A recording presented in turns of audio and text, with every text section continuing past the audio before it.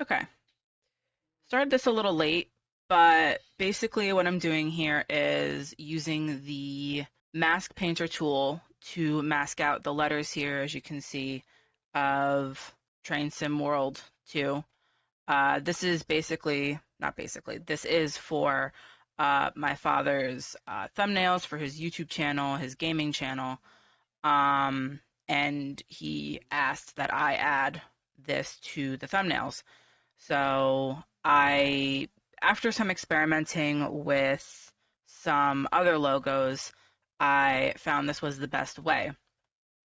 Mask all the letters with the mask painter tool.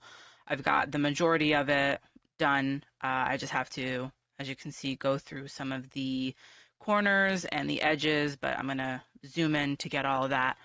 Um, Use the mask painter tool and then delete the background, and you have the really nice, sharp, crisp edges. And they're not jagged or weird looking, or I won't have to go in later on with an eraser and clean up the edges.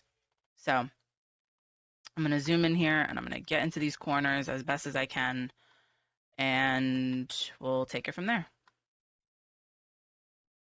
I'm not going right to the edge, mainly for the reason of you'll still see that kind of gradient from white to like grayish black. And I like to have the letters nice and sharp with the white border, so I'm not going directly up to the edge. I'm kind of staying away from it a little bit as best as I can.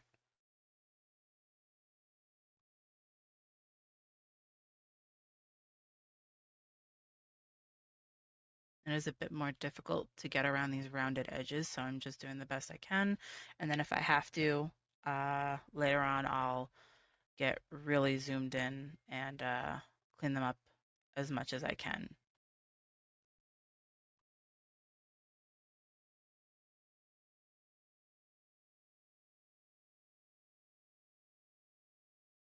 I'm just going along the edge to kind of line it up with the white to get it to look a little bit better. You'll notice there's still some corners that aren't masked. I am going to really zoom in a bit after I get the better majority of all of this done to really get in those corners and make them nice and sharp. Again, to the best of my abilities. So like right up here, I went a little too high up. So just Alt to get the straight lines and Shift, which will give you the like the eraser kind of for the masking tool. So I'm just going to do Alt Shift and we'll get the straight line along with the ability to have the eraser. And I'm just going to bring that down just a little bit. Although I'm sure um, anybody doing anything with Xara already knows what most of the keyboard combinations do. So see over here, it's going to be really difficult. So usually what I do is I just click and hold, and that's what will give you will activate kind of the masking effect, and it'll give you a more rounded edge. Though sometimes you do have to be a little bit careful because from here it looks okay, but once you zoom in, you can see, you can't see that well. I won't zoom up anymore, but you can see it's kind of bumpy. I'm gonna have to readjust this, but for the most part, it looks fairly good. And because it's going to be so small, it doesn't have to be absolutely perfect. It just needs to look decent.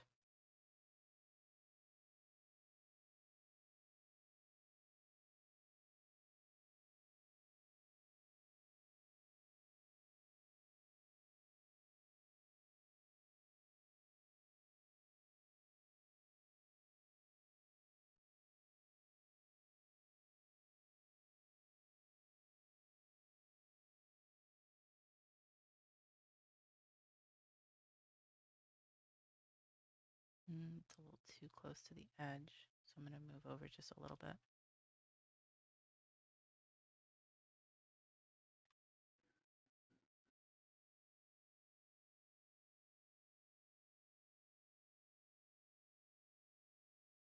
Just going clean this up a little bit over here.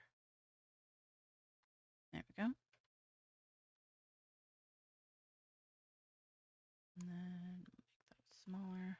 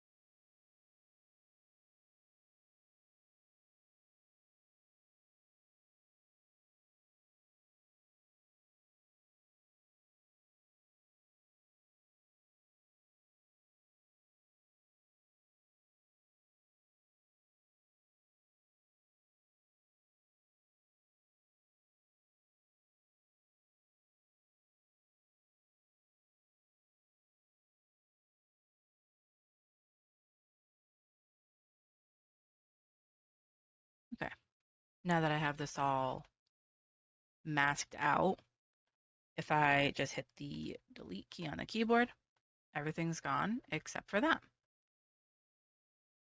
And it looks much better than if I had just used the magic lasso, because sometimes the magic lasso, or magnetic lasso, not magic, the magnetic lasso has a tendency to kind of make the edges look pretty jagged, and definitely not straight. So I still have to end up going in with an eraser to get everything look very clean, or as clean as possible. So while the mask painter tool is definitely more time consuming, you also end up with a much better product. So this is basically just kind of a short tutorial, what I did type of video. I hope if this is helpful, that you guys share it around, give it a like, and let me know what I could have done differently. Thanks.